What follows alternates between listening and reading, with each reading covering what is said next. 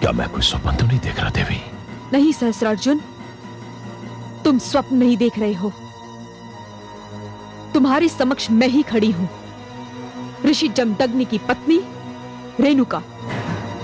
मैं तुमसे कुछ कहने आई हूं।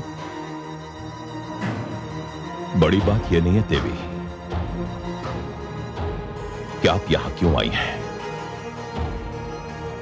बड़ी बात यह है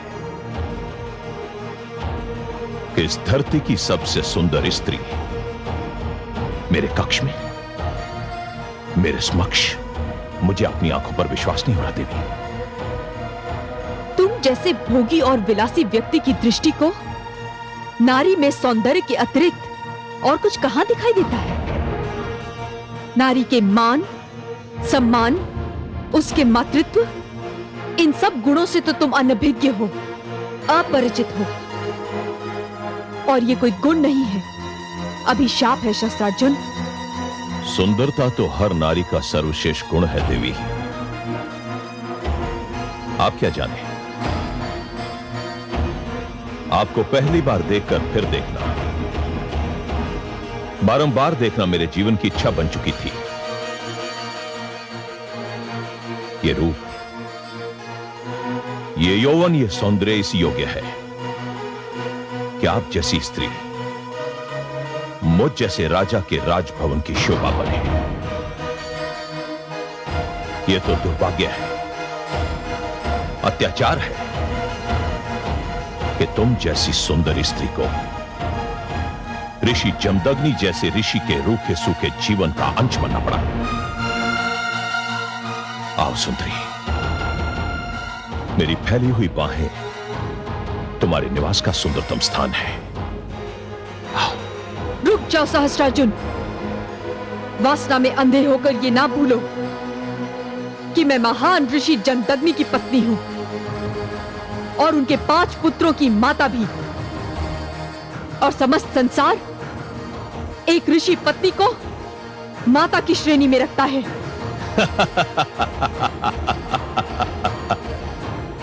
सहस्त्रार्जुन उस स्त्री के अतिरिक्त जिसने उसे जन्म दिया है, संसार की किसी भी सुंदर स्त्री को अपनी माता नहीं समझता देवी। और तुम जैसी सुंदरी को माता समझना सौंदर्य का अपमान होगा, महापाप होगा। आओ देवी, आओ, आओ देवी।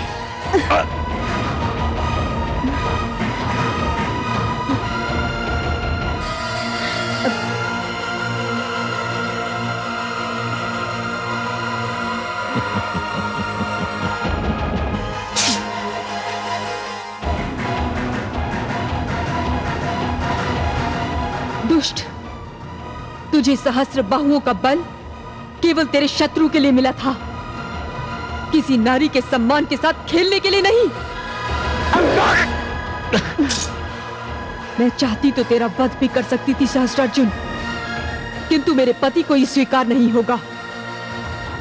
मेरी तलवार से आज तुझे जो घाव लगा है, उसका रक्त आज जीवन बहता रहेगा।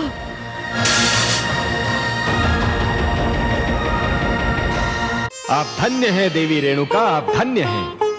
महादेवी, महादेवी देखा आपने, देवी रेणुका ने नीच सहस्त्रार्जुन को यह दिखा दिया कि नारियों का अनादर करने वालों के साथ कैसा व्यवहार होना चाहिए। देखा कमल नयन, मुझे रेणुका के आत्मसम्मान पर गर्व हो रहा है, किंतु मैं उसके लिए चिंतित भी हूँ। बड़ी विचित्र हैं आप। जब मुझे चिंता होती है तो आप मुझे सांत्वना देती हैं, और अब आप स्वयं चिंताग्रस्त हैं। अच्छा बताइए, आपकी चिंता का कारण क्या है? मैं स्त्री हूँ कमल नयन, इसी कारण मैं पुरुष के स्वभाव को भली भांति जानती हूँ। संदेह पुरुष के स्वभाव का एक विशेष अंग है। दूसरों, विशेषतया स्त्रियों के चरित्र पर संदेह करना उसके लिए सरल है और कभी-कभी उसे इस संदेह में आनंद भी आता है। महादेवी, मैं आपकी बात समझने का प्रयास अवश्य कर रहा हूं, पर समझ नहीं पा रहा हूं। रेणुका अपने पति को कष्ट सहते देखकर व्याकुल हो उठी थी। वो सहस्त्रार्जुन के पास इसी कारण गई थी कि उसके पति और परिवार की यातनाओं का अंत हो जाए। उसे विश्वास था कि इस प्रकार वो सहस्त्रार्जुन के मन में लज्जा जगा सकेगी और अपने पति को उसके आतंक से छुटकारा दिला सकेगी। परंतु अब मुझे लगता है कि उसका ये विश्वास किसी संदेह की धारा में बहने वाला है।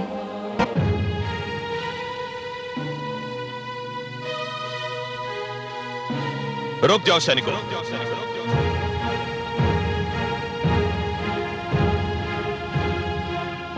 तो एक काम कीजिए, एक दिन हमारे राजभवन आइए। हो सकता है कि ऋषि और हमारे बीच कोई संधि का मार्ग निकल आए।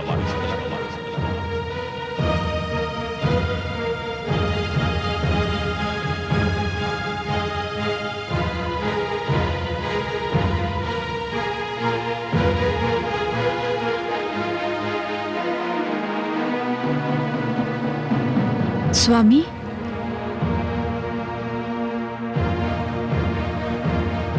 कहां थी तुम? आप तो जानते हैं स्वामी। जानता तो मैं बहुत कुछ हूं, परंतु तुम्हारे मुख से सुनना चाहता हूं और वो ही सुनना चाहता हूं। स्वामी, आपके नेत्रों से जो कुछ झांक रहा है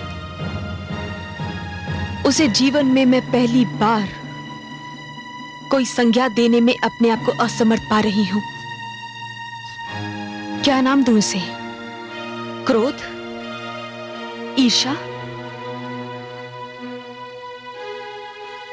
या फिर संदेह? तुमने भी जीवन में जो किया है, पहली बार मैं उसे कोई नाम नहीं दे पा रहा हूं। मैं समझी नहीं स्वामी। जब पुरुष के लिए कहा जाता है कि रात्रि को उसकी आंख चाहे कहीं भी लगे, भोर को खुलनी अपनी ही शैया पर चाहिए, तब तो यह सिद्धांत स्त्री पर और कठोरता से लागू होता है। स्वामी, मैं जानती हूं मुझे थोड़ा विलंब हो गया है, किंतु विलंब नहीं, पूरी रात बीत चुकी है। मैं क्षमा चाहती हूं स्वामी,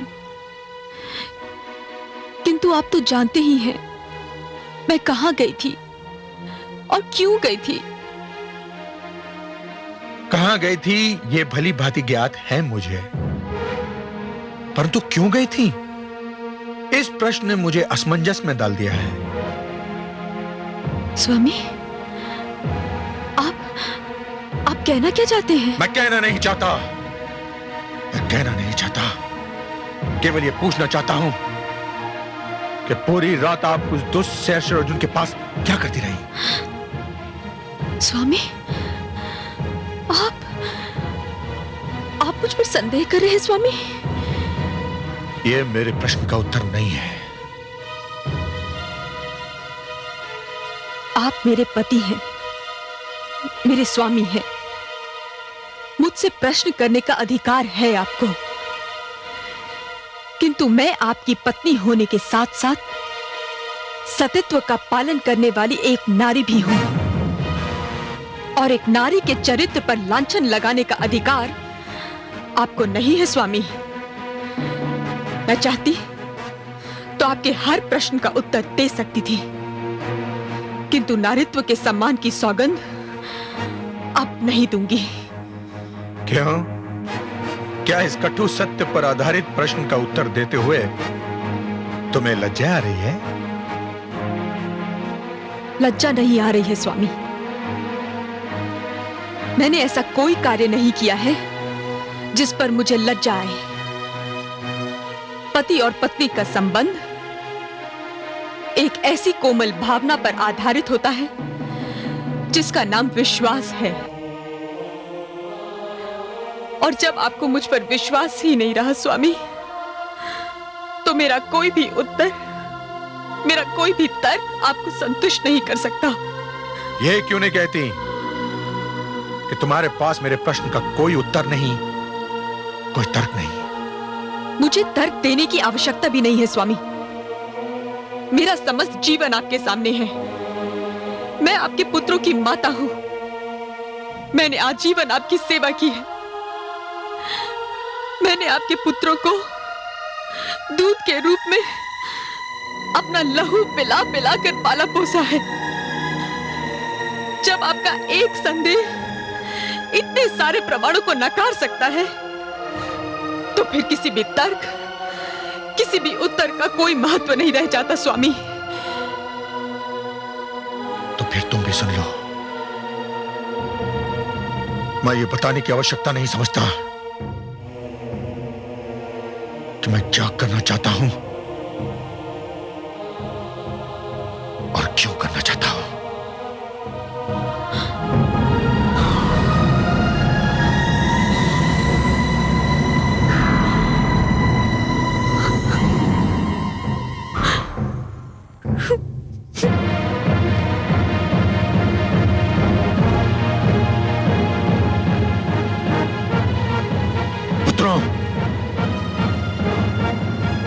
तुम्हारी माता ने मेरे तुम्हारे समस्त परिवार के आदर सम्मान को धूल में मिला दिया है। उसने हम सबको लज्जा के सागर में डुबो दिया है। हम सब किसी को मुंह दिखाने के योग्य नहीं रहे। हम कुछ समझे नहीं पिताश्री। समझने की आवश्यकता भी नहीं है। आवश्यकता केवल इसकी है कि समस्त संसार ये जान ले कि एक ऋषि के परिवार के आदर सम्मान को धूल में मिलाने वाली स्त्री को क्या दंड मिलना चाहिए। पुत्रों, मैं तुम्हें आदेश देता हूं कि जाओ और अपनी माता का सिर इसी पल उसके धड़ से अलग कर दो। जाओ। ये क्या कह रहे हैं आप? क्या मैं किसी अपरिचित भाषा में बात कर रहा हूं? मैंने कहा कि वध कर दो उसका। वध कर दे? किंतु क्यों? मुझे तुम्हारी माता के चरित्र पर संदेह है। क्षमा करें पिताश्री, या तो आपसे कहने में कुछ भूल हो रही है या फिर हमसे सुनने में कुछ भूल हो रही है। ना तो मुझसे कहने में कोई भूल हो रही है और ना ही तुमसे सुनने में। सत्य तो यह है कि मुझे तुम्हारी माता के चरित्र पर अब विश्वास नहीं रहा। किंतु ये कैसे संभव है पिताश्री? क्या मेरी बात पर विश्वास नहीं है तुम्हें? किंतु हमें माताश्री के चरित्र पर भी विश्वास है।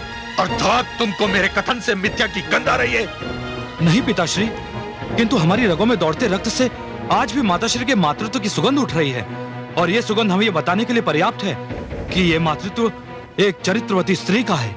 दूसरे शब्दों में तुम चारों मेरे आदेश को नकार रहे हो, अपनी मर्यादा का उल्लंघन कर रहे हो, पाप कर रहे हो तुम लोग। पिताश्री हमें ज्ञात है कि पिता की आज्ञा का पालन न करना पाप है, किंतु माता का वध करना भी महापाप है। किंतु कोई ना कोई पाप तो करना ही होगा। अब यह निर्णय ले लो कि तुम्हें कौन सा पाप करना है। मेरे प्रश्न का उत्तर क्यों नहीं देते? चुप क्यों हो? पिताश्री यदि हमारे भाग्य में पाप करना लिखा है तो हम पहला पाप करेंगे, किंतु माताश्री का वध करके उनके रक्त से अपने हाथ रंगने का महापाप कदापि नहीं करेंगे पिताश्री। दुर्भाग्यशाली हो तुम, दुर्भाग्यशाली। अपराध किया है तुम चारों ने, और इस अपराध के लिए मैं तुम लोगों को जीवन भर क्षमा नहीं करूंगा। चले जाओ यहां से, दूर हो जाओ मेरी दृष्टि से।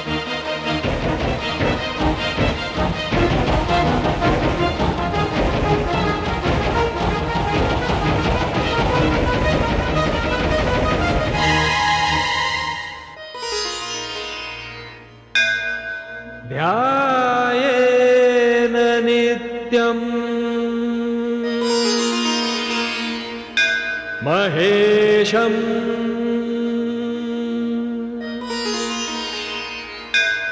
रजतगिरिनिभं चारुचन्द्रावदंसम् रत्नाकल्पोज्ज्वलाङ्गम् परशुमृगवराभीतिहस्तम् प्रसन्नम् पद्मासीनं समन्तात्सुतम्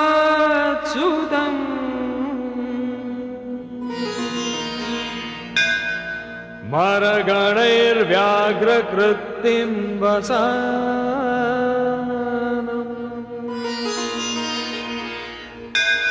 विश्वाद्यम् विश्ववन्द्यम् निखिलभयहरम् पञ्चवक्त्रत्रिनेत्रम् पञ्चवक्त्रत्रिनेत्रम्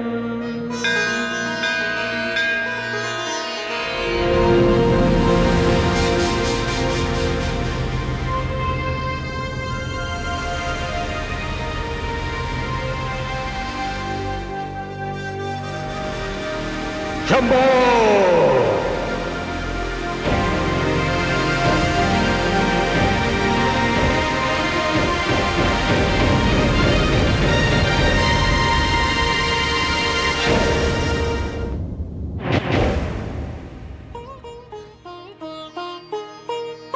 ना जाने मेरे स्वामी मुझसे रुष्ट होकर कहाँ चले गए हैं।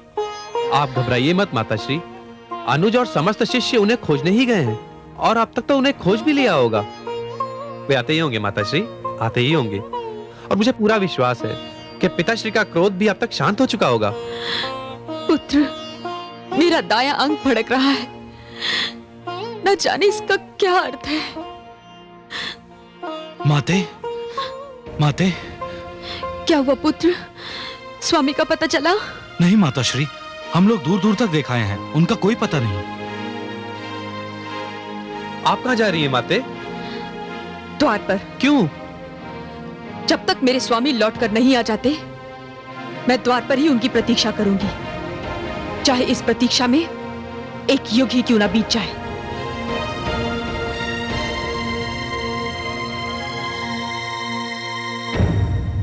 मैं मां हूं, धरती मां। रेणुका ने तो अपनी समझ से अपने पतिव्रता होने का प्रमाण दिया, परंतु मुझे चिंता ये हो रही है कि कहीं एक नई प्रथा की नींव ना पड़ जाए कि पति चाहे जो करे और चाहे जहां चला जाए, पत्नी को उसकी प्रतीक्षा करनी होगी। हालांकि जो कुछ हुआ उसमें रेणुका का कोई दोष नहीं। रेणुका ने तो केवल अपने पति के आश्रम और अपने परिवार को बचाने की चेष्टा की थी। उसके चरित्र पर संदेह करने का पाप तो ऋषि जमदग्नि ने किया था। यदि किसी को दंड मिलना चाहिए तो ऋषि जमदग्नि को मिलना चाहिए, क्योंकि उन्होंने एक कठिन घड़ी में अपने विद्वान और ज्ञानी होने का प्रमाण नहीं दिया। समय आया तो वो भी एक साधारण पुरुष की भांति व्यवहार करने लगे। मैं जानती हूं कि संदेह एक ऐसा रोग है जिसका कोई उपचार नहीं, और मुझे भय है कि ऋषि जमदग्नि का झूठा संदेह कोई भयानक घटना बनकर सामने आने वाला है।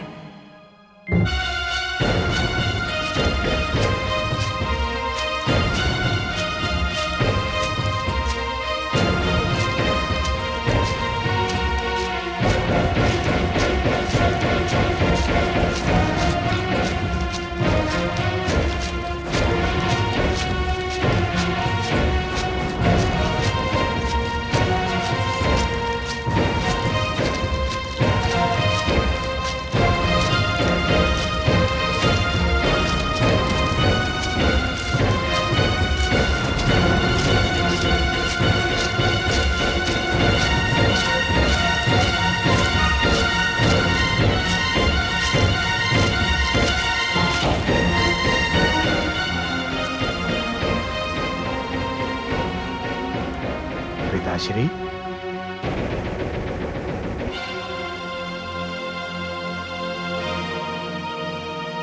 पिताश्री,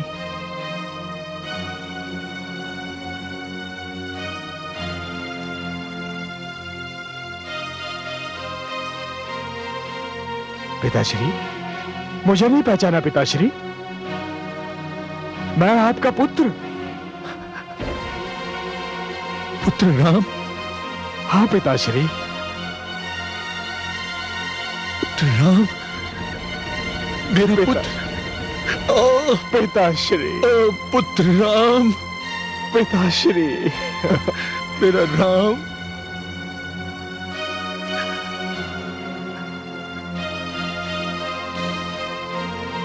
पुत्र राम, मेरा राम। किंतु पिताश्री, अब मेरे गुरुदेव महादेव ने मेरा नाम परशुराम कर दिया है।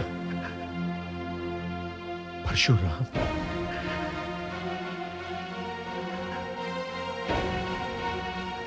क्या हुआ पिताश्री? मेरे लौटने से आपको प्रसन्नता नहीं हुई क्या? प्रसन्नता तो अवश्य हुई है पुत्र, किंतु इस बात का विश्वास नहीं है कि प्रसन्नता कितने क्षण और जीवित रहेगी। आप ऐसा क्यों कह रहे हैं पिताश्री? तो क्या कहूं, मेरे चारों पुत्रों ने मेरे आदेश का तिरस्कार किया है, तो मैं पांचों से क्या अपेक्षा करूं और क्यों करूं? मेरे अग्रजों ने आपका तिरस्कार किया? क्या किया उन्होंने पिताश्री? मैंने उन्हें कुछ करने का आदेश दिया था, परंतु उन्होंने नहीं माना। जीवन में पहली बार पुत्र, पहली बार मुझे ऐसे अनादर का अनुभव हुआ है। मुझे तो अपने आप में लज्जा आ रही है। पिताश्री, मुझे खेद है कि मेरे अग्रजों ने आपको दुख पहुंचाया, परंतु अब तो मैं आ गया हूं। आप मुझसे कहिए, मुझे आदेश दीजिए कि आप क्या चाहते हैं। आपका आदेश तो भगवान का आदेश है, पितृदेवो भव। और यदि तुमने भी मेरे आदेश से असहमति प्रकट की तो? पिताश्री, मैं असहमति क्यों प्रकट करूंगा? आप आदेश देकर तो देखिए, मैं आपके आदेश का अवश्य पालन करूंगा। मुझे वचन देते हो पुत्र? पिताश्री, वैसे वचन की कोई आवश्यकता है तो नहीं, किंतु यदि मेरे वचन से आपकी सांत्वना होती है तो मैं आपको वचन देता हूं कि आप जो भी आदेश देंगे, मैं बिना कोई प्रश्न पूछे आपके आदेश का पूर्णतया पालन करूंगा। चिरंजीवी भव पुत्र, चिरंजीवी भव। आज तुमने मुझे वो प्रसन्नता दी है जो किसी भी पुत्र ने अपने पिता को नहीं दी होगी। किंतु अब तो बता दीजिए पिताश्री कि आपका आदेश है क्या?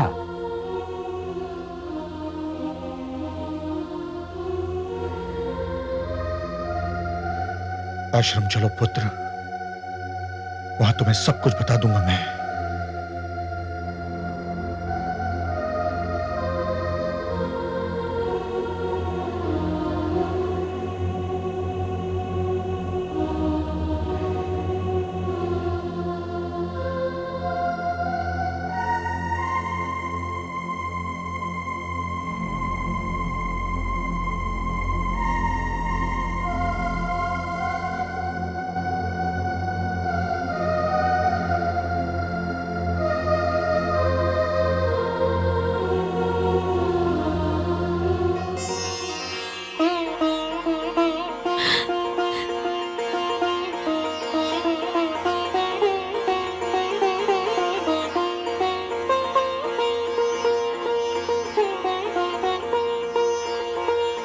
स्वामी, स्वामी आ रहे हैं, किंतु साथ में ये नवयुवक कौन है?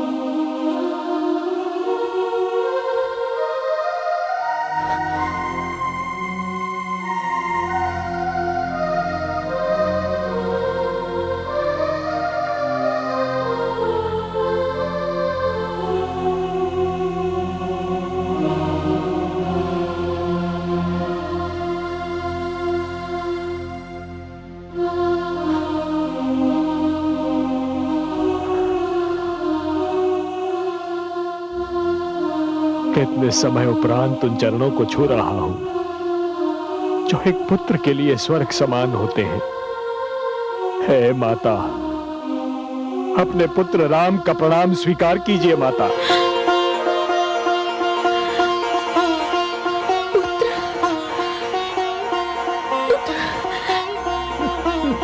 मेरा राम। हाँ माता।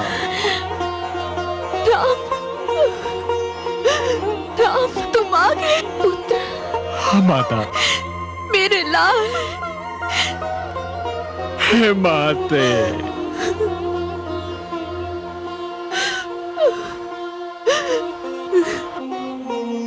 इसी क्षण के लिए तो मैं जी रही थी पुत्र। माता। हे माते।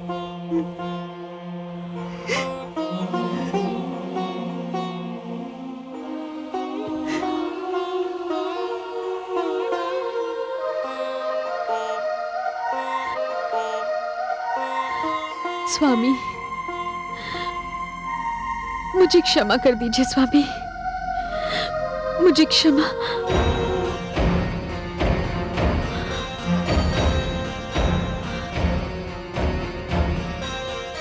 स्वामी,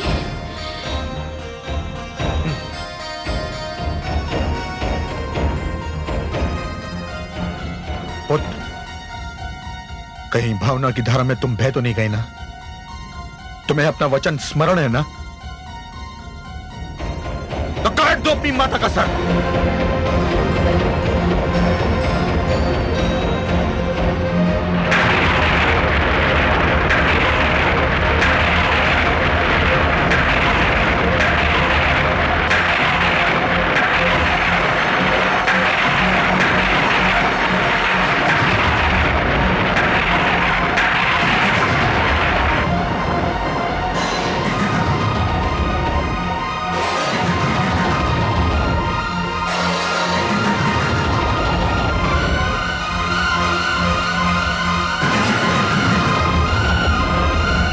मेरी आज्ञा का पालन करने में इतना विलंब क्यों?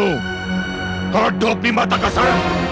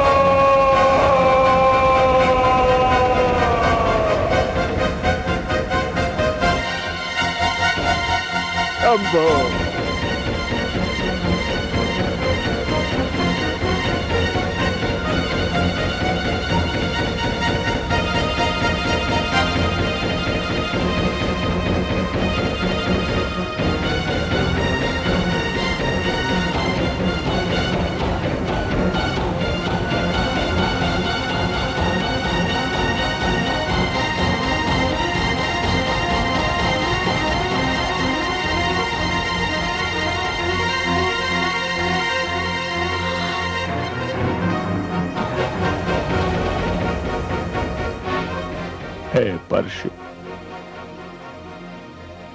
तुझे मैं अपने गुरु शिव शंकर का दिया हुआ वरदान समझूं या अपने दुर्भाग्य का प्रतीक?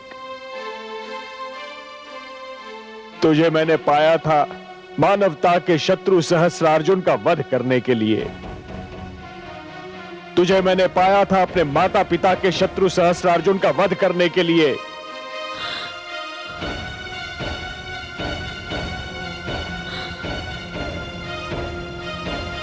परंतु तेरा प्रथम प्रहार होगा उस माता पर जिसकी कोख से मैंने जन्म लिया, जिसकी गोद में मैंने अपने जीवन का प्रारंभ किया, जिसके प्रेम के ऋण से मेरा रोम रोम बिंधा हुआ है, जिसका प्रेम मेरे जीवन की महानतम पूंजी है, जिसके चरण स्पर्श करने के लिए मैं वर्षों से तड़प रहा था। गुरुदेव, हे शिव शंकर, हे समस्त देवी देवताओं, हे समस्त ऋषिगण, आप सब साक्षी रहना कि मैं केवल अपना वचन निभा रहा हूं, केवल अपने पिता की आज्ञा का पालन कर रहा हूं,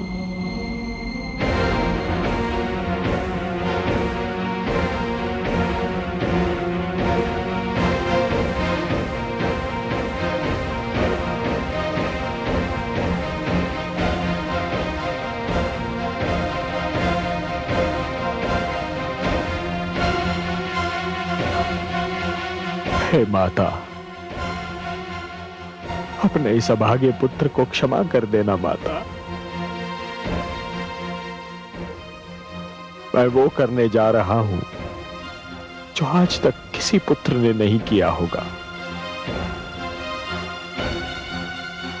और ईश्वर ना करे कि आज के उपरांत किसी पुत्र को करना पड़ जाए।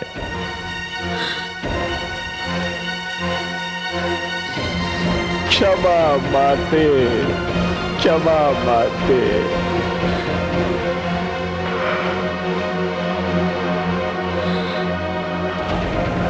क्षमा माते, क्षमा माते, क्षमा, क्षमा माते, क्षमा माते, क्षमा।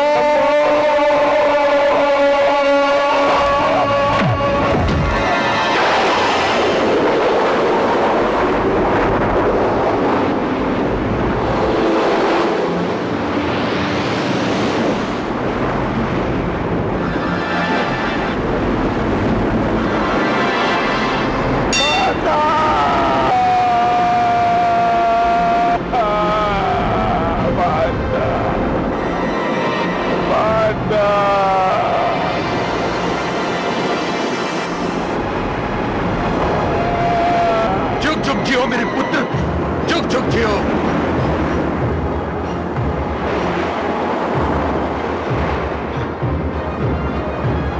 जुग जुग जियो मेरे पुत्र, जुग जुग जियो, जुग जुग जियो पुत्र। मुझे तुम पर गर्व है पुत्र। तुमने आज्ञाकारिता का इतिहास रचा है। मैं बहुत प्रसन्न हूं, अत्यंत प्रसन्न हूं। इस आज्ञाकारिता के पुरस्कार के रूप में आज तुम मुझसे कुछ भी मांग सकते हो, कुछ भी मांग लो पुत्र, जो चाहे मांग लो। मैं आज तुम्हें हर वो वस्तु दूंगा जिसका देना मेरे वश में है। मांग लो पुत्र, मांग लो।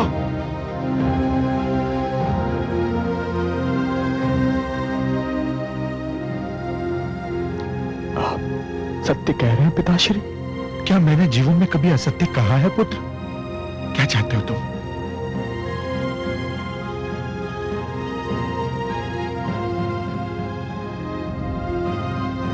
अपने प्रिय माता का जीवित शरीर।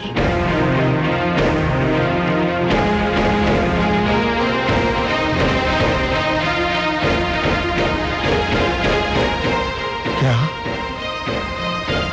क्या कहा तुमने?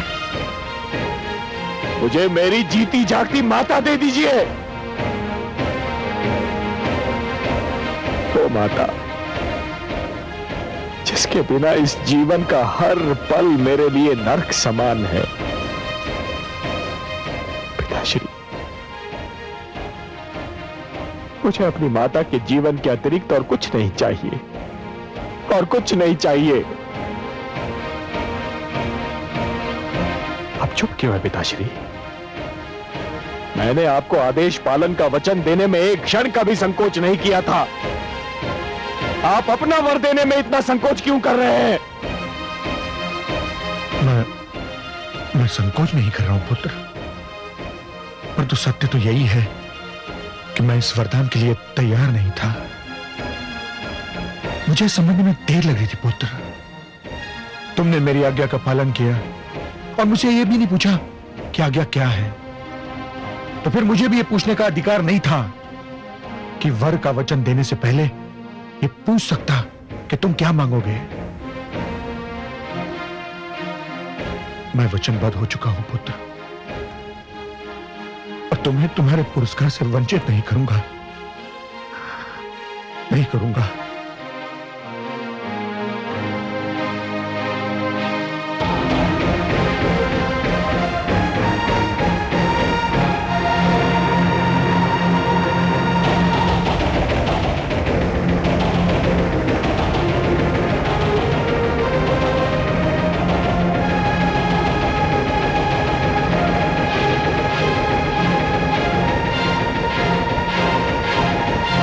कलश चल लाओ। पिताश्री, जल।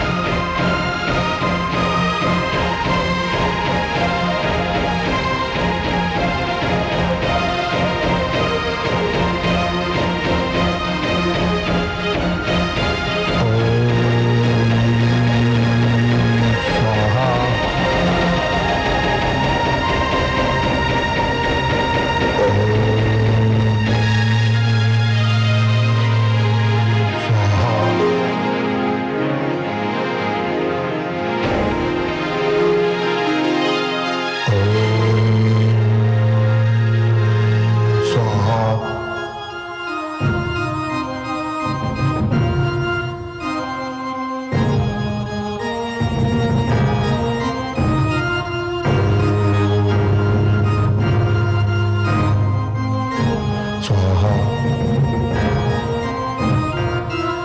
स्वाहा।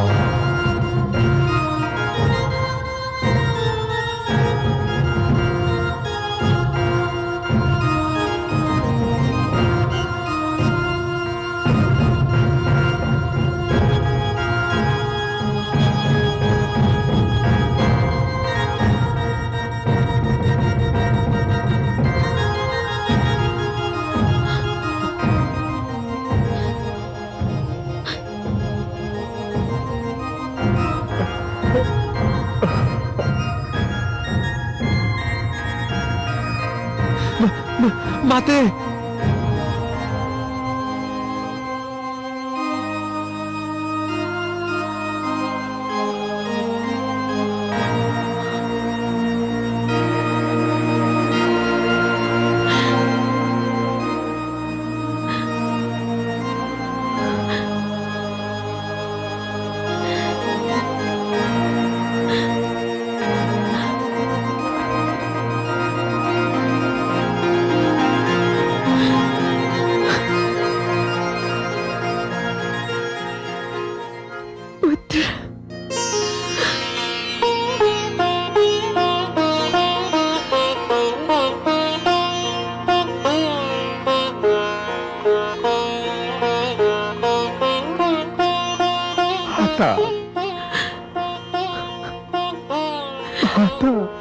माता माता पुत्र मेरा माता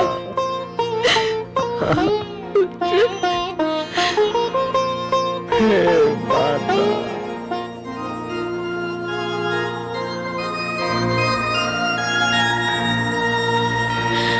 माता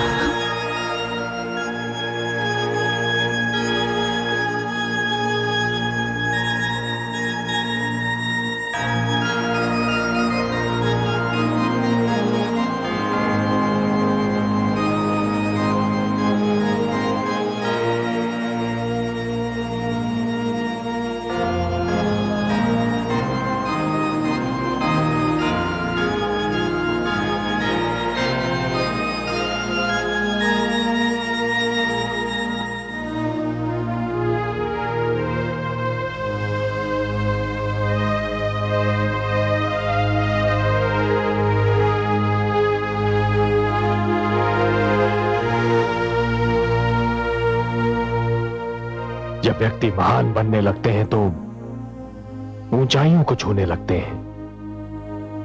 सारी सांसारिक बातें उसके लिए छोटी हो जाती हैं, उनका कोई महत्व नहीं रहता। ऋषि जमदग्नि तो महानता के शिखर पर पहुंच गए थे, तो आपसे यह कार्य कैसे हुआ पिताश्री?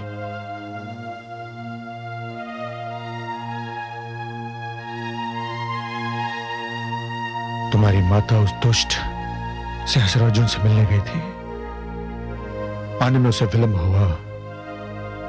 जब मेरी नित्य की पूजा का समय भी समाप्त हो गया, तब धैर्य ने मेरा साथ छोड़ दिया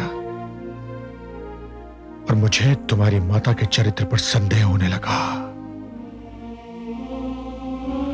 जब आप जैसे गुरु, आचार्य और शास्त्रज्ञ अपनी पत्नी के चरित्र पर केवल इसलिए संदेह करने लगे कि वो केवल कुछ समय के लिए आपकी दृष्टि से ओझल हो गई थी, तो फिर साधारण पति पत्नी के बीच परस्पर सम्मान और विश्वास कभी प्रस्थापित नहीं हो पाएगा पिताश्री।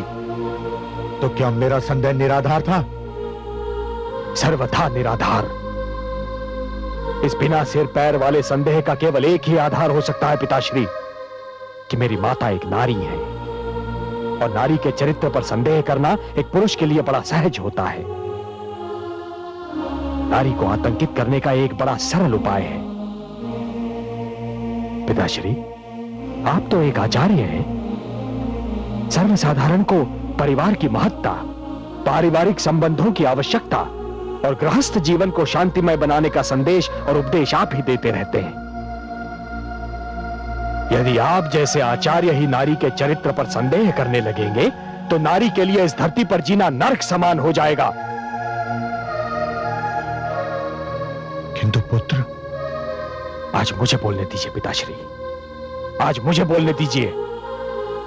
क्योंकि अनजाने में ही सही, परंतु जो दुर्भाग्यपूर्ण घटना घटी है, उस घटना का मैं भी एक भागीदार हूं।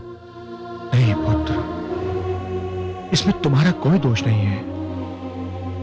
तुमने तो केवल आज्ञाकारिता का धर्म निभाया। आज्ञाकारिता हो या अपने पिता की आज्ञा का पालन करने का धर्म, फिर भी पिताश्री, किसी भी पुत्र को यह अधिकार कभी नहीं मिलना चाहिए कि वो अपने पिता की आज्ञा का पालन करने के लिए अपनी माता पर ही हाथ उठाए। मैंने आपका आदेश जाने बिना आपको वचन देने की भारी भूल की है। संदेह ने मेरी आंखों पर पट्टी बांधी थी पुत्र।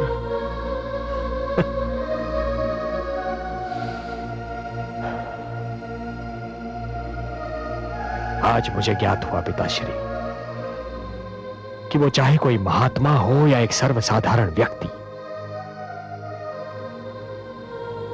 परंतु जहां बात एक नारी की आती है, वो केवल एक पुरुष होता है। केवल एक पुरुष जो एक नारी को अपने से छोटा, अपने से अधम और अपने से निम्न श्रेणी का मानता है।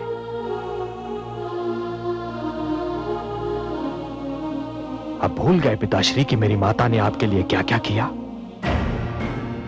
वो एक राजकन्या थी। राजभवन के ऐश्वर्य में उनका जन्म और पालन पोषण हुआ था, परंतु केवल आपके प्रेम के कारण उन्होंने एक ऋषि की कुटिया को अपना घर संसार बना लिया। उस प्रेम, उस त्याग और उस स्नेह का यही पुरस्कार मिलना था उन्हें? नहीं पिताश्री, नहीं। यह अन्याय केवल मेरी माता के साथ नहीं हुआ है, यह अन्याय तो समस्त नारी जाति के साथ हुआ है। घोर अन्याय, अक्षम्य अन्याय। शंभो शंभो शंभो।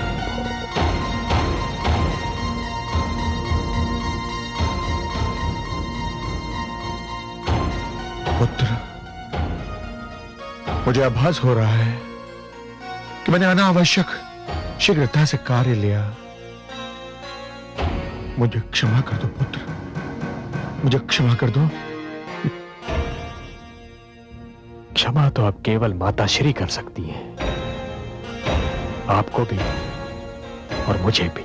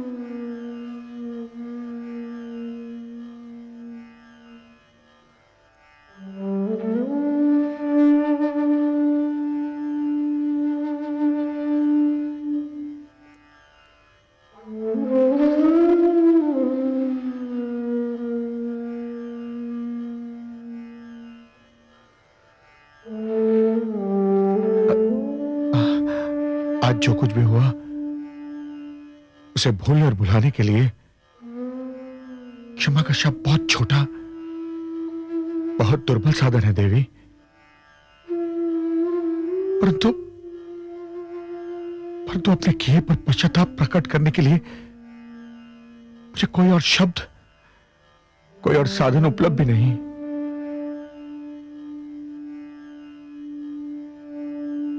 मुझे क्षमा कर दीजिए देवी, मुझे क्षमा कर दीजिए।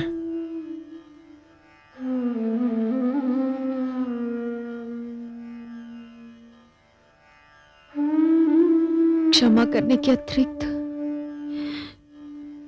मेरे समक्ष और कोई उपाय भी तो नहीं है स्वामी। किंतु एक भय सा लग रहा है, एक चिंता मेरा पीछा नहीं छोड़ रही स्वामी। क्या? जिस दुर्भाग्यपूर्ण परंपरा की नींव आज पड़ गई है, कहीं आने वाले युगों में उस स्त्री पर अत्याचार का बहाना न बन जाए। इसीलिए तो क्षमा याचना कर रहा हूं रेणुका। आपकी क्षमा का स्मरण तो केवल उनको रहेगा स्वामी, जिनके पास बुद्धि होगी, विवेक होगा और जो शिक्षित होंगे। किंतु जिनके पास ये सारे गुण नहीं होंगे स्वामी, उन्हें तो यही स्मरण रहेगा कि पत्नी के चरित्र पर भी संदेह किया जा सकता है और इस संदेह के कारण उसे दंड भी दिया जा सकता है। मैं भगवान से प्रार्थना करूंगा जो पल बीत चुका है वो हमारे और किसी के भी जीवन में कभी ना आए। जो भूल हो चुकी है वो भूल और कोई कभी ना दोहराए। इस प्रार्थना और आपसे क्षमा मांगने के अतिरिक्त मैं और कुछ कर भी नहीं सकता। आप क्या सोच रही हैं?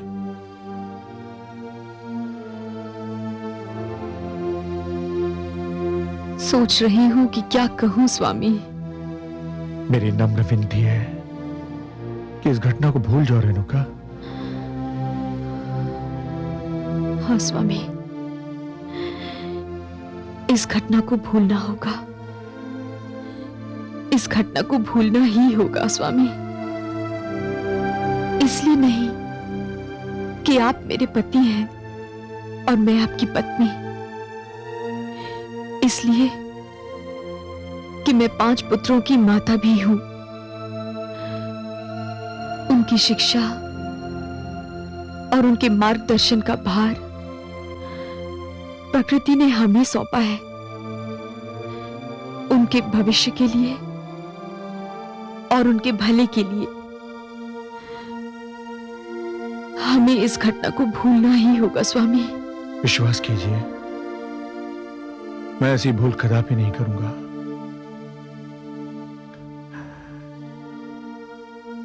देवी जैसी पत्नी के चरित्र पर संदेह करने का अपराध का दंड मुझे मिल चुका है और मुझे मिलता ही रहेगा। मेरी अंतरात्मा मुझे सदैव ही कचोटती रहेगी रेणुका। मुझे क्षमा कर दो, मुझे क्षमा कर दो रेणुका। नहीं स्वामी, मुझे और लज्जित ना कीजिए। मैंने आपको क्षमा कर दिया है, अपने लिए, अपने पुत्रों के लिए और अपने परिवार के लिए। रेणुका,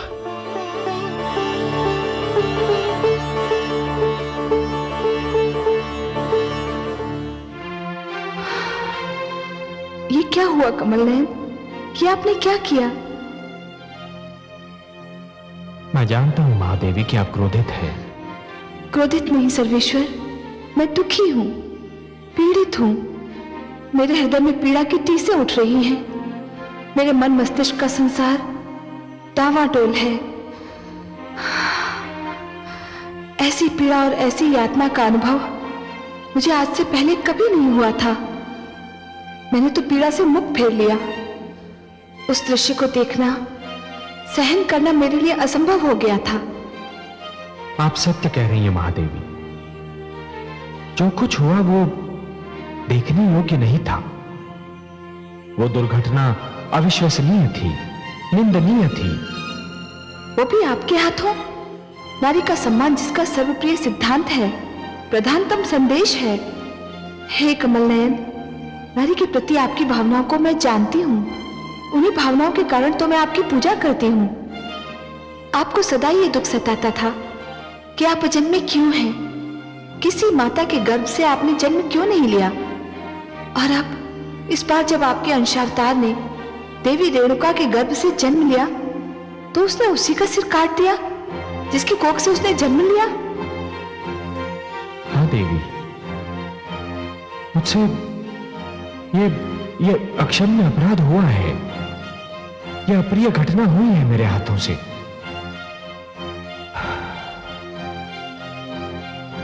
और यदि माता रेणुका को दोबारा जीवन नहीं मिलता तो कदाचित ये दुष्कर्म मेरी अंतरात्मा का पीछा कभी नहीं छोड़ता। हर्ष की एक किरण न होती तो इस अंधकार में घटना के कारण सारी सृष्टि, मानव का सारा इतिहास एक गहरे और कभी न छटने वाले अंधकार में डूब जाता। देवी, यदि नियति ने मेरे हाथों से यह दुष्कर्म करवाया था तो उसका कोई कारण भी अवश्य रहा होगा। मुझे तो कोई कारण नहीं दिखाई देता। परंतु मुझे दिखाई देता है। क्या? इस दुर्घटना से मानव जाति को एक सीख लेनी चाहिए महादेवी। वो ये कि यदि किसी कारण माता पिता के बीच तनाव उत्पन्न हो जाए तो संतान को बिना सोचे समझे हस्तक्षेप नहीं करना चाहिए। तनाव की वास्तविकता को जाने बिना किसी एक का पक्ष कदापि नहीं लेना चाहिए, क्योंकि यदि पितृ देवो भव सत्य है तो मातृ देवो भव उतना ही महान और उससे भी अधिक प्रबल सत्य है। और इसीलिए कोई भी पग उठाने से पहले संतान को यह जान लेना चाहिए कि एक की आज्ञाकारिता दूसरे के लिए अन्याय न बन जाए। मुझे भी आश्चर्य हो रहा था कि आपने ऋषि जमदग्नि को बिना सोचे समझे वचन दे कैसे दिया। कदाचित इसलिए कि मुझे उनसे ऐसी आशा न थी। पर बिना सोचे समझे वचन देना एक भूल है महादेवी, जो कभी किसी को नहीं दोहरानी चाहिए। मैं तो माता रेणुका के आगे सिर झुकाती हूँ। इतना सब कुछ घट जाने के उपरांत भी उन्होंने अपने परिवार के सुख के लिए, अपनी संतान के कल्याण के लिए ऋषि जमदग्नि को क्षमा कर दिया। हाँ महादेवी, माता रेणुका वास्तव में महान है। आप कहाँ चली कमल नयन? महादेवी, मैं उसके पास जा रहा हूं जिसने एक सुखी घराने की नींव हिला दी, जिसने एक हंसते खेलते परिवार के जीवन में विष घोल दिया, जिसने एक पतिव्रता स्त्री और उसके विद्वान शास्त्रज्ञ पति के बीच संदेह की दीवार खड़ी कर दी। मैं उसके पास जा रहा हूं महादेवी, नीच सहस्रार्जुन के पास।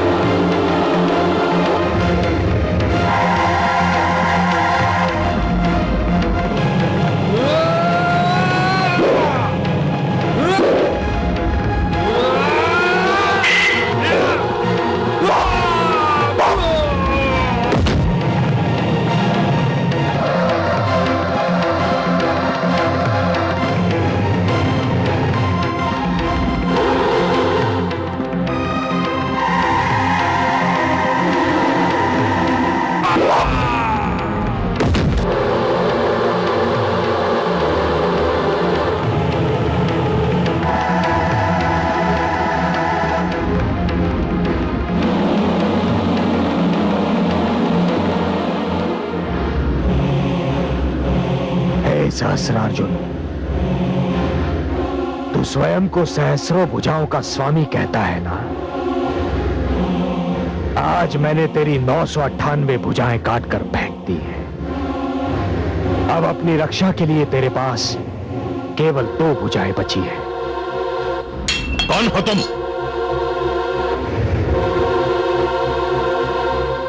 मैं वो हूं जो बाल्यकाल से तेरे अत्याचार का साक्षी रहा है। कौन है तू?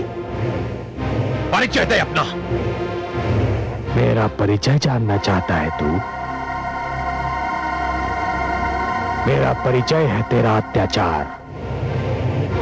मेरा परिचय है वो अग्नि लीला जो आश्रमों और गुरुकुलों को समाप्त करने के लिए तू लगातार रचता रहा है। मेरा परिचय है उन आचार्यों, गुरुजनों, ऋषियों और विद्यार्थियों की कड़ाहें जो तेरे आतंक का लक्ष्य बनते रहे हैं। हे कार्तवीर्य सहस्रार्जुन, मैं तेरे और तेरे वर्ग के अत्याचार के अंत की घोषणा हूं। एक अधर्मी के लिए धर्म का, अन्याय के लिए न्याय का और असत्य के लिए सत्य का प्रतीक हूं मैं ऋषि जमदग्नि का पुत्र राम हूं। वो राम जिसके हाथ में परशु है। मेरे राजभवन में पग रखने का साहस कैसे हुआ तुझको?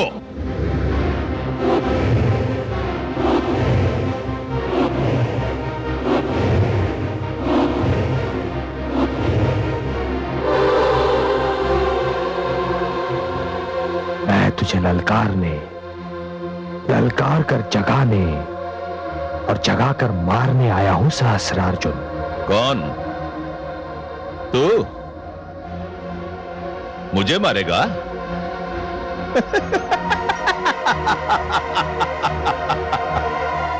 मैं तो समझता था कि यह मात्र कहावत है, परंतु नहीं, यह सत्य है कि जब वन के पशु को मृत्यु की इच्छा सताती है तो वो वन छोड़कर नगर की ओर भागता है।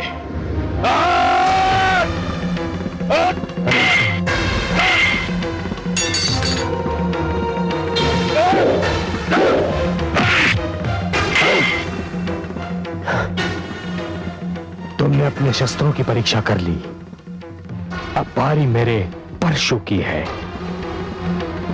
जंबो! रुक जाओ। मैं नहीं जानती कि तुम कौन हो वत्स, परंतु मेरे पति को क्षमा कर दो। अपने हृदय पर हाथ रख के बताइए देवी, क्या आपके पति के अपराध क्षमा करने योग्य हैं? आपको तो अपने पति के केवल कुछ ही अपराध ज्ञात हैं, पर फिर भी कुछ भी हो, यह संभव नहीं कि मेरे होते हुए कोई मेरे पति का वध कर सके। मेरे समक्ष मेरे पति को कुछ हो जाए तो धिक्कार है मेरे पतिव्रता धर्म को। इनका वध करने से पहले तुम्हें मेरा वध करना होगा। देख लिया तूने जिस नारी जाति का तेरी दृष्टि में कोई आदर सम्मान ही नहीं, जिस नारी जाति को तू केवल काम वासना की तृप्ति का एक साधन समझता है, वैसी एक नारी आज तेरे और तेरे मृत्यु के बीच एक दीवार की भांति खड़ी है और तुझे अपने मृत्यु से बचने के लिए एक नारी के पीछे छुपना पड़ रहा है। कायर, धिक्कार है, धिक्कार है। हे देवी, आप मेरे लिए माता समान हैं और केवल इसीलिए मैं आज आपके पति को क्षमा दान दे रहा हूं। परंतु यह स्मरण रहे देवी कि आपके पति की आयु बहुत लंबी नहीं है।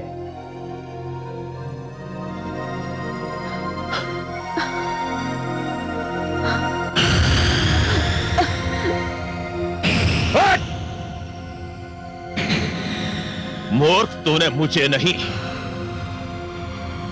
अपनी मृत्यु को जीवित छोड़ दिया है और तू जीवन भर अपनी इस भूल के लिए हाथ मलता रहेगा। मैं प्रलय बनकर टूटूंगा तेरे सारे वंश पर किसी को मुझसे क्षमादान नहीं मिलेगा, बिल्कुल नहीं मिलेगा।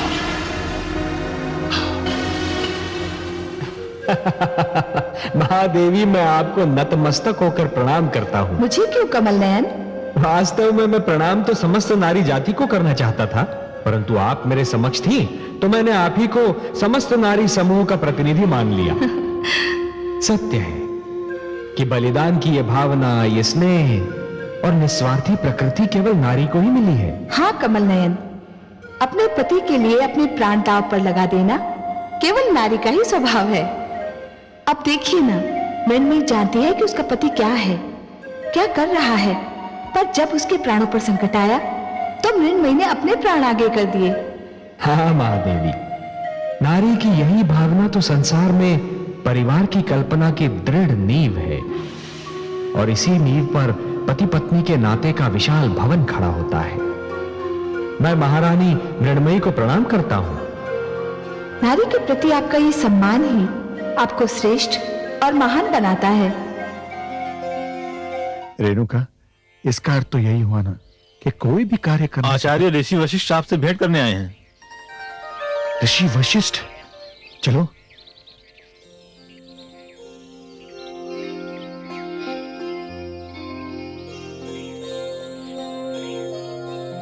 स्वागतम स्वागतम ऋषिवर, स्वागतम। प्रणाम ऋषिवर। बड़ी कृपा की आपने पधारकर। बहुत समय से आपसे भेंट करने को मन कर रहा था, परंतु अपनी व्यस्तताओं से अवकाश ही नहीं मिल पा रहा था। ये देवी कौन है? मैंने उसे नहीं पहचाना। यह आपके प्रेम मित्र आचार्य प्रिव्रत की पुत्री अनामिका है। अपने पिता के साथ आपके आश्रम में ही तो रहा करती थी। अरे सौभाग्यवती भव। आयुष्मती भव। ये तो बड़ी गुड़िया सी हुआ करती थी, इतनी बड़ी हो गई। आप पर जो कठिन समय बीत रहा है ऋषिवर, उससे मैं भली भांति परिचित हूं। हर्ष यह है कि इन कठिन परिस्थितियों में भी आपके धैर्य के पांव नहीं लड़खड़ाए, अन्यथा उस दुष्ट सहस्रार्जुन ने तो अत्याचार की हर सीमा पार कर दी है। अत्याचार तो अत्याचार है ऋषिवर, पड़ता है तो मिट भी जाता है। धैर्य अपार सागर की भांति है, जिसका कोई छोर नहीं होता। आपको हमारा ध्यान रहा, इसके लिए मैं आपका आभारी हूं। ऋषिवर, मैं आपके लिए एक उपहार लेकर आया हूं। आशा है आप इसे स्वीकार करेंगे। आए दिन आपके इस आश्रम में अग्निकांड होते रहते हैं, उसमें या तो आपके पशु भस्म हो जाते हैं या घबराकर भाग जाते हैं। इन परिस्थितियों में आपके परिवार और आपके विद्यार्थी समूह का भरण पोषण एक समस्या है। मैं इसी समस्या का समाधान लेकर आया हूं। यह गाय सुशीला। सुशीला? मैंने इस गौ का यही नाम रखा है।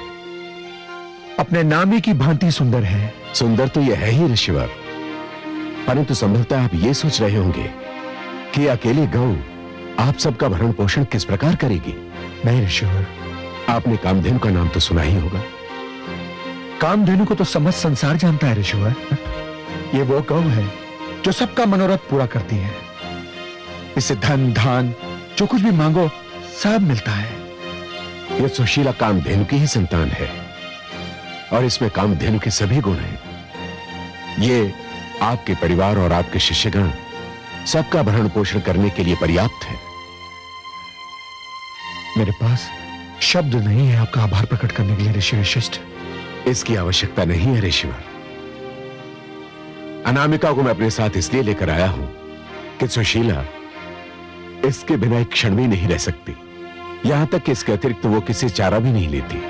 पुत्री अनामिका, तुम्हारा और सुशीला का मेरे आश्रम में स्वागत है। ऋषिवर, वत्स राम कहां है? राम, पुत्र राम, पुत्र राम, देखो कौन आया है।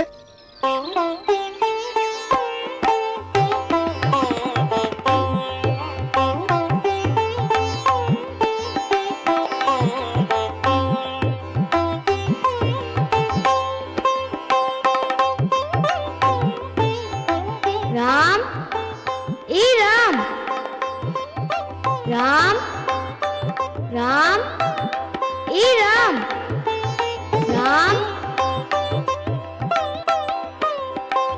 राम, ए राम,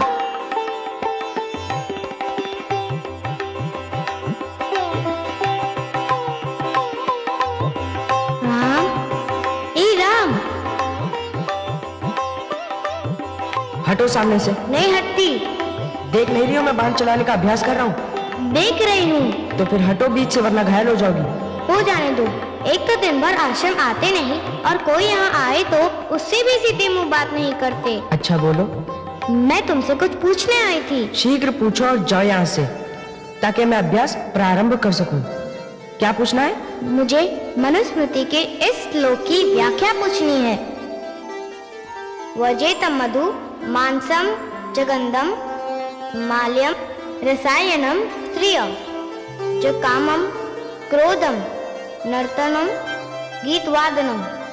पिताश्री से पूछो जाकर, मेरे पास समय नहीं है।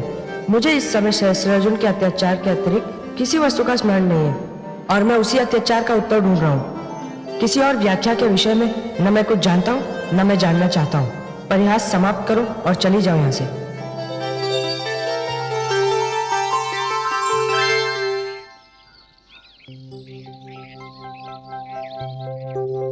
ऋषिवर वशिष्ठ, प्रणाम ऋषिवर।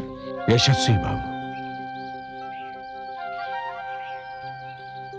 प्रणाम देवी। पुत्र तुमने नहीं पहचाना?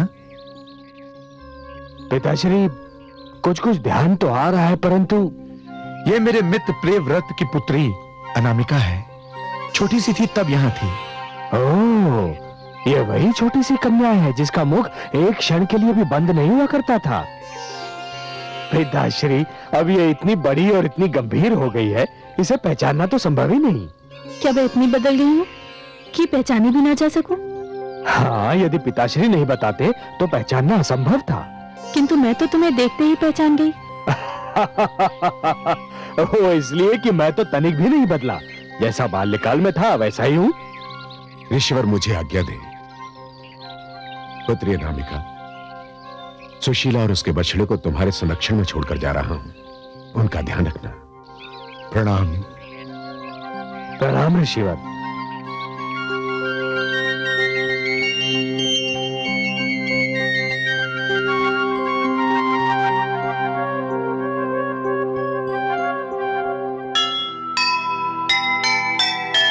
बचपन के बिछुड़े मिले वर्षों के पश्चात,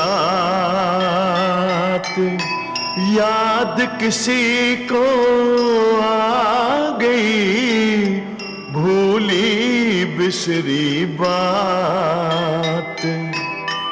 ऐसी पुरवाई बही मन में उठी हिलोर, मन को खींचे ले रही दो नैनों की डोर, दो नैनों की डोर। वो जो स्वयं को परशुराम कहता है, वो जो मेरे राज्य में विद्रोह की पहली ज्वाला लगता है, वो जो मेरे राजभवन में मुझे ललकार कर गया है, यदि वो बच गया तो मैं तुम में से किसी एक को भी जीवित नहीं छोड़ूंगा। छलपति, सेवक प्रस्तुत है महाराज। वहां पर जाओ और स्थान पर ऐसा अग्निकांड करो कि नरक की ज्वालाएं भी उस अग्नि को देखकर लज्जा से अपना सिर झुका ले। वहां की हर वस्तु, हर जीव, हर जंतु अग्नि में जले, जलकर मरे और मरकर भस्म हो जाए। अवश्य ऐसा ही होगा महाराज। रुक जाओ सेनापति। ऐसा करने से पहले उस दुष्ट को ढूंढो। यदि वो कहीं छुप जाए तो उसके परिवार को बंदी बना लो, उन्हें यातनाएं दो। उसके पश्चात यदि वो मिल जाए तो उसके खंड खंड करके उसे अग्नि की भेंट चढ़ा दो। मैं ऐसा ही करूंगा महाराज। ऐसा ही करना होगा सेनापति। यदि हमने ऐसा नहीं किया तो एक समानांतर शक्ति हमारे सामने सर्प की भांति फन फैलाकर तन जाएगी। इससे पहले कि वो फन ताने, उसे रगड़ रगड़ कर मार डालो। जी महाराज।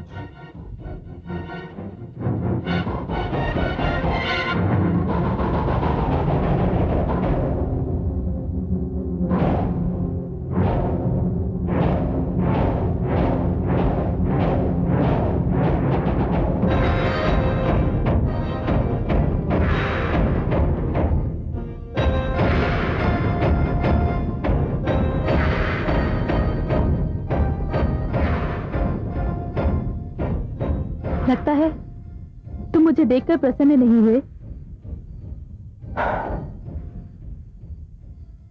क्यों? ऐसा क्यों सोच लिया तुमने?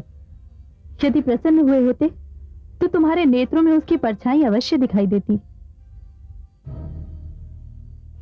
अनामिका, मेरे नेत्रों में तो जले हुए आश्रमों, लुटी हुई कुटियाओं और आक्रमण में हताहत हो रहे मनुष्यों की परछाई बसी हुई है। तुम्हें बालपन की किसी भी घटना का स्मरण नहीं है अनामिका, पर अग्नि की लपटों ने उन स्मृतियों को इतना झुलसा दिया है कि कभी कभी मैं उन्हें पहचान ही नहीं पाता। एक बात पूछूं?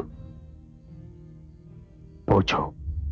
तुम तो भृगुवंशी राम थे, परशुराम कैसे बन गए?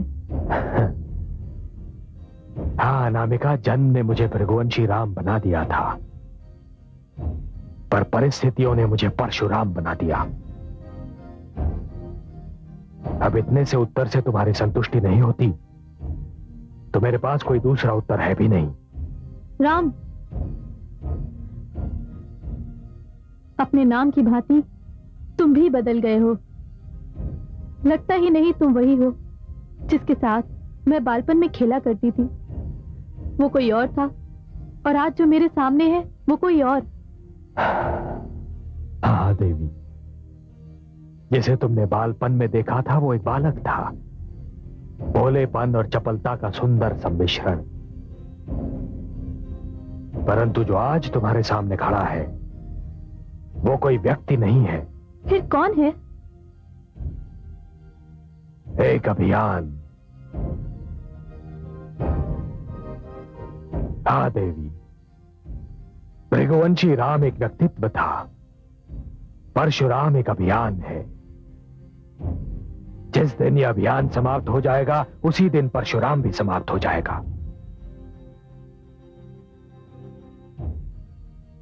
देवी, तुम बहुत अच्छी हो, बहुत सुंदर, बहुत कोमल। विश्वास करो, यदि कभी तुम्हें दुख पहुंचा तो मुझे भी दुख होगा, पर मुझसे कभी कोई ऐसी आस न लगा बैठना जिसे पूरा करना मेरे वश में न हो।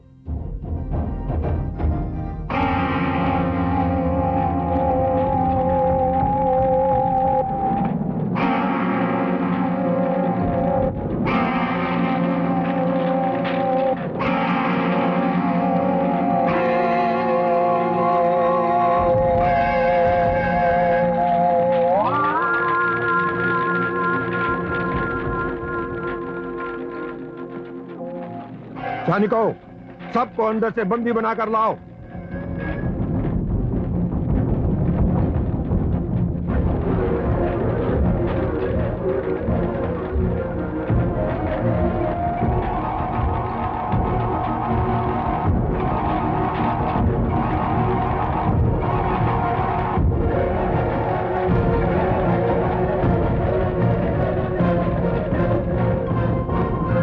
राम, राम, राम, राम! सहस्त्रार्जुन के सैनिकों ने आश्रम पर आक्रमण कर दिया है।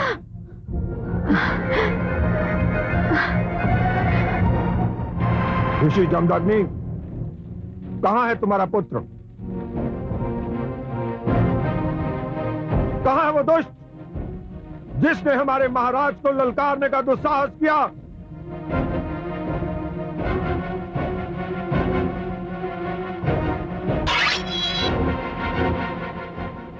यदि तुम लोगों ने अपने मुख नहीं खोले तो मैं तुम सबको चुन चुन कर मार डालूंगा। बताओ कहां है वो? यहां हूं मैं।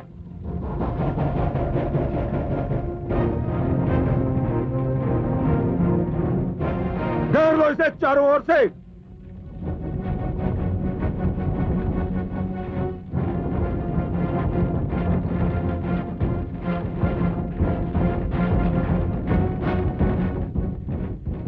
अब जबकि तुमने मुझे चारों ओर से घेर लिया है, मेरे परिवार को मुक्त कर दो। मैं इतना मूर्ख नहीं हूं नवयुवक। मैंने तुम्हारे विषय में बहुत कुछ सुन रखा है। मैंने तुम्हारे परिवार को इसलिए बंदी बनाया है कि यदि तुम कोई संकट खड़ा करने का दुस्साहस करो तो इन सब का वध कर दिया जाए। मैं तो समझता था कि क्षत्रिय हो, वीर भी होंगे, परंतु तुम सब तो केवल कायर हो, कपटी हो।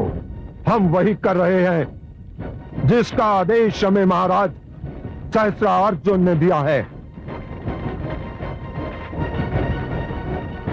अनुचित आदेश का पालन उतना ही अनैतिक होता है जितना कि स्वयं अनुचित आदेश।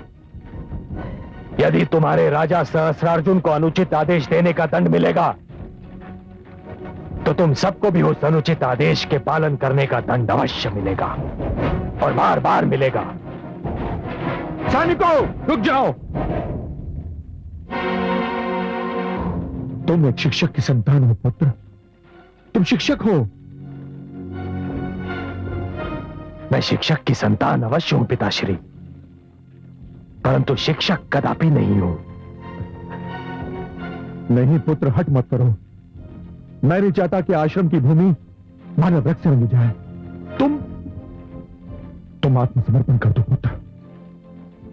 आत्मसमर्पण?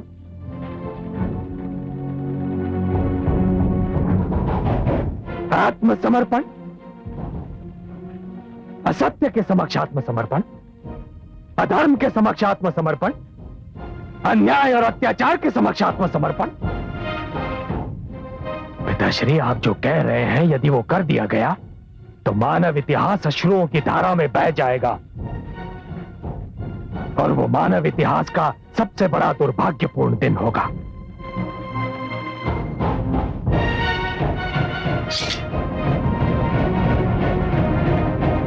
मैं आत्मसमर्पण नहीं करूंगा। यह इस तरह नहीं मानेगा। खंड खंड कर दो इसके।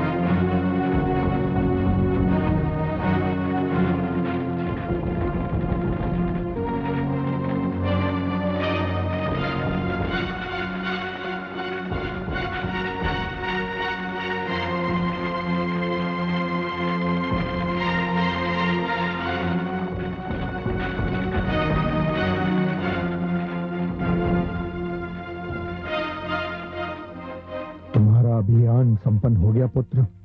अभी तो आरंभ हुआ है पिताश्री, किंतु हां, पहले दिन का कार्य अवश्य पूरा हो गया। पहले दिन का नहीं, अंतिम दिन का।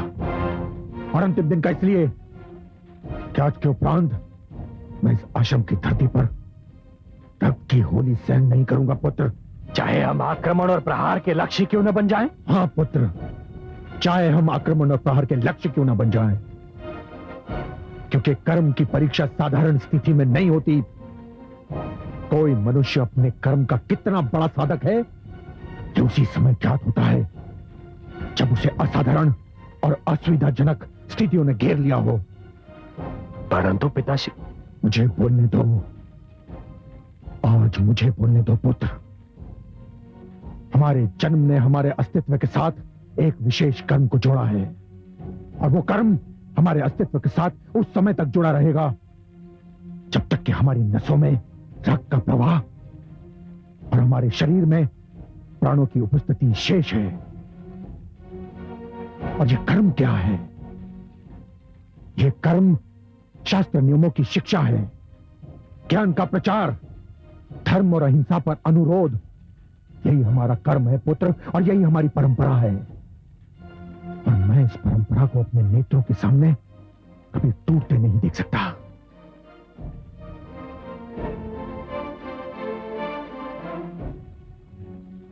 क्षमा करें पिताश्री, वो परंपरा जो हिंसा के समक्ष सिर झुकाना सिखाती है, वो परंपरा जो आतंक से दब जाना सिखाती है, वो परंपरा जो अन्याय, असत्य और अत्याचार को चुपचाप सह जाना सिखाती है, उसे बदलना चाहिए, उसे टूटना चाहिए पिताश्री।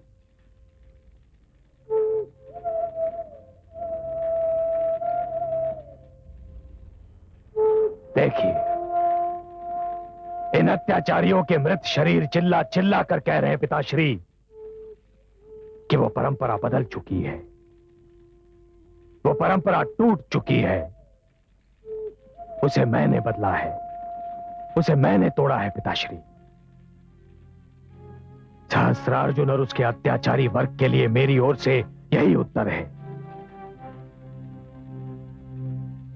और यह उत्तर आज पहली बार ही नहीं मिला है पिताश्री, अब यही उत्तर हर बार मिलेगा। तो फिर मुझे बहुत दुख से कोई निर्णय लेना पड़ेगा। आप कोई भी निर्णय लेने के लिए स्वतंत्र हैं पिताश्री। पुत्र, मैं अपना कर्म नहीं बदल सकता, तुम अपना प्रण नहीं बदल सकते। मैं अपनी लीक नहीं छोड़ सकता, तुम अपना लक्ष्य नहीं छोड़ सकते। ऐसी स्थिति में हम दोनों के लिए यही उत्तम होगा कि हम अपने अपने मार्ग चुन लें।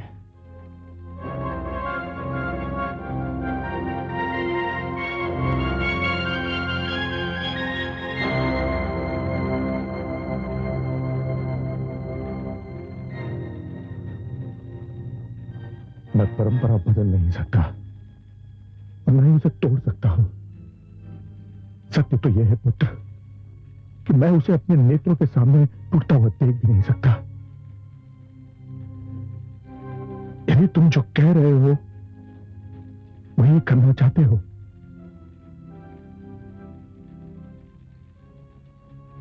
तो पुत्र फिर तुम्हारा इस आश्रम में कोई स्थान नहीं। तुम्हें यह आश्रम छोड़कर जाना होगा पुत्र, छोड़कर जाना होगा।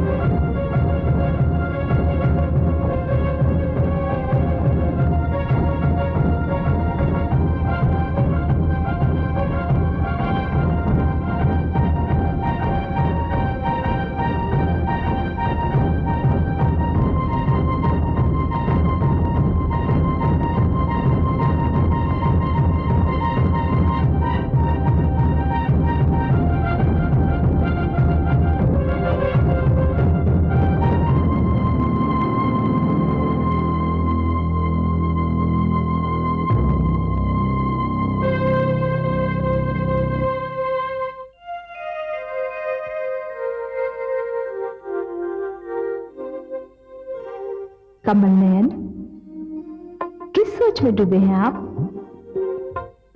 कुछ नहीं महादेवी, सोच रहा था कि ये परंपरा होती क्या है, किस वस्तु का नाम है परंपरा। हे कमल नयन, आप ही तो शब्दों के रचयिता हैं, भाषा के स्रोत हैं। आपके सामने मैं क्या मुंह खोलूं? पर आपने पूछा है तो अतीत से अपना नाता जोड़े रखने का नाम है परंपरा। वाह, धन्य है आप महादेवी। परंपरा की इतनी सरल और सुंदर परिभाषा असंभव है। धन्य है आप। धन्यवाद कमल नयन।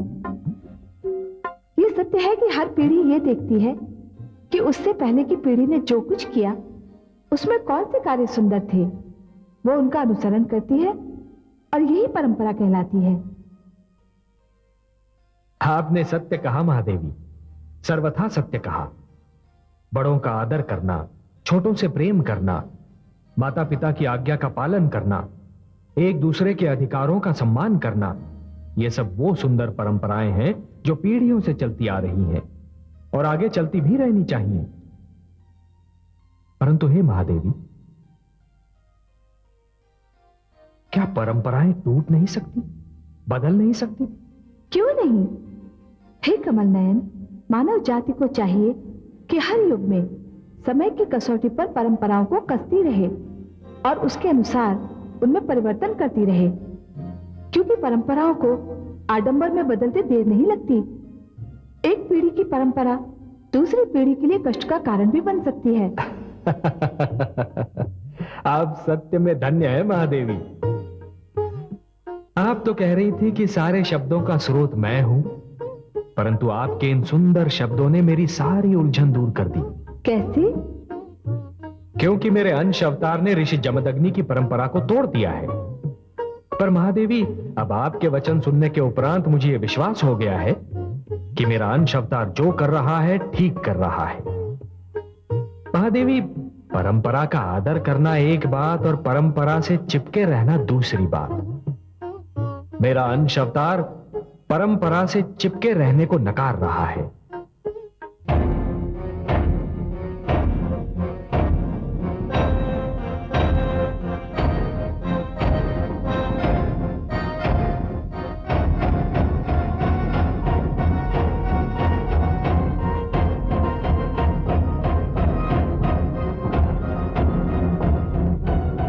यदि तू मुझे अपनी पराजय का समाचार सुनाने आया है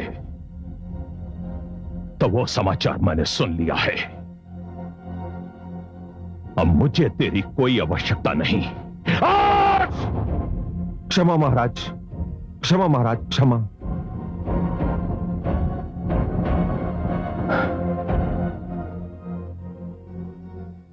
क्षमा तुम्हें तब मिलेगी सेनापति, जब परशुराम का कटा हुआ सिर मेरे चरणों में होगा।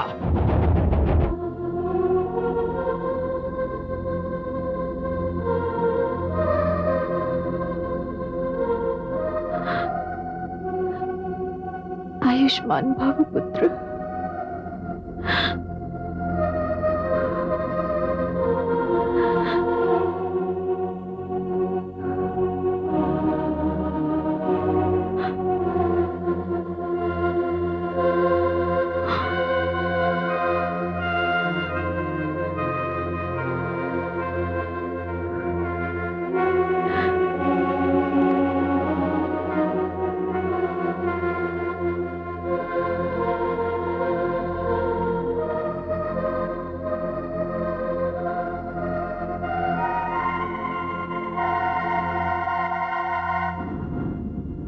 राम,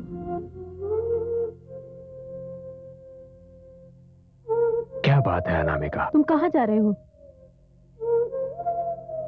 ये तो मैं भी नहीं जानता। मैं वो पथिक हूं अनामिका जिसे अपने लक्ष्य का ज्ञान तो है, परंतु अपने मार्ग का ज्ञान नहीं है। मेरी दशा सर्वथा विपरीत है। अर्थात? मुझे अपने मार्ग का ज्ञान है, किंतु लक्ष्य का नहीं। मैं उस मार्ग पर चल सकती हूँ, किंतु लक्ष्य तक पहुंच नहीं सकती। न मुझे यह अधिकार है कि मैं तुमसे कहूं रुक जाओ, मत जाओ, और ना ये अधिकार है कि मैं तुमसे कहूं कि तुम जहां जा रहे हो मुझे भी अपने साथ ले चलो। अनामिका, नहीं, मैं तुमसे कोई अधिकार मांगने नहीं आई। मैं तुम्हें सिर्फ इतना बताने आई हूं कि मैं तुम्हारी प्रतीक्षा करूंगी जब तक ये श्वास चलता रहेगा और इन नैनों के दीप जलते रहेंगे। अनामिका, मेरी एक बात मानोगी? नहीं, मैं तुम्हारी कोई बात नहीं मानूंगी। मैं जानती हूँ तुम क्या कहना चाहते हो। तुम यही कहना चाहते हो ना कि मृग तृष्णा को सरोवर मत समझो। कि तुम्हें क्या करूं? यही मृग तृष्णा तो मेरी आस की प्यास बुझाने का साधन है।